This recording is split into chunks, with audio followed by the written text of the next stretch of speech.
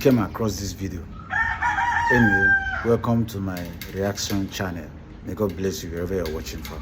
So I came across this video of Uche Okechukwu. I believe most of you know him. He's an activist, Nigerian activist who resides in US. He said something about what is to come in 2027 presidential election. According to him, he says something that I believe everyone should give attention to. I believe everybody should be giving it a thought. You understand? Watch this video from him. I sincerely hate to be the bearer of bad news, but I have to say it to Nigerians as it is. If you are in Nigeria and you know you're going to be in Nigeria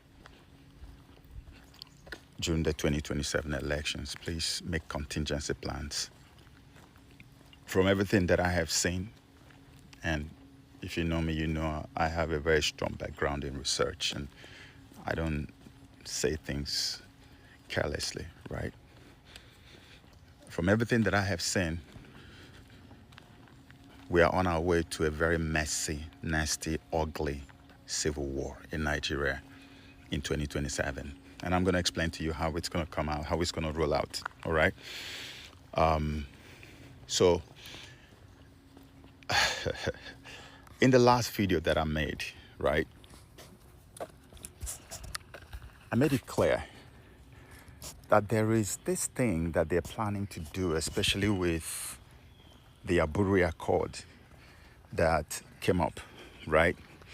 And so the plan was that while they're talking about Aburi, and BBC is also planning to release their documentary about surviving Biafra, which is a very weird, nasty title. I don't even know why. Maybe they're saying how Biafrans survived Biafra or something else. If it is something else, well, let them release it. We're waiting for them. But you can imagine all of this happening at the same time. Yakubu Gowon released the book, and then BBC is about to release a documentary, and then we have all the talk about Aburi all over the media, and that showed me and proved to me that they are basically heading towards a restructured Nigeria. Because I've always said to people that Tinubu is a kind of president that does not want anybody to take power from him so that he becomes lower. Once he has hit that level in his life, he doesn't want to be anything lower again. Is it that he is a live president, or he divides Nigeria in such a way that every single region has its own thing? Whatever you have in your region, you have it. That probably even explains why the borrowing, the out of mind borrowing, like I've never seen. Did you see the report that everything he has borrowed in 2 or 3 years is basically what Nigeria was supposed to have borrowed, something that Nigeria hasn't borrowed in 55 years. This is the worst we have ever seen in the history of Nigeria. The man is just on a borrowing rampage. And nobody's seeing what he's doing with all this money. So basically, he's just investing all these things in his region so that after the restructuring process, whatever he has put inside the Yoruba land stays in Yoruba land. And then whatever the Easterners have got, they just manage it like that. And whatever the North has got, they manage it like that. And then the power of the presidency is weakened completely. This is what they are planning to do. But right now, as I make this video, there is a very strong opposition to that.